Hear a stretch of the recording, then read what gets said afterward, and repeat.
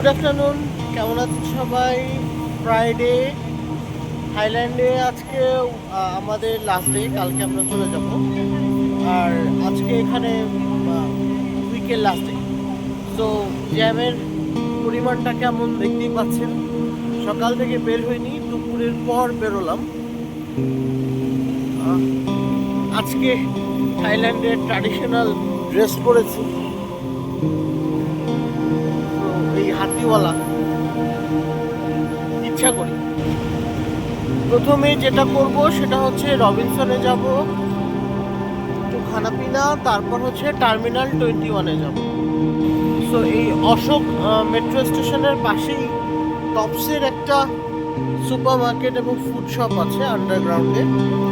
এইখানে মোটামুটি রিজনেবল প্রাইসে খাবার দাবার পাওয়া যায়। এখানে কারি, বিরিয়ানি এসবও পাওয়া যায়, আমাদের ট্র্যাডিশনাল খাবার টাইপও আছে।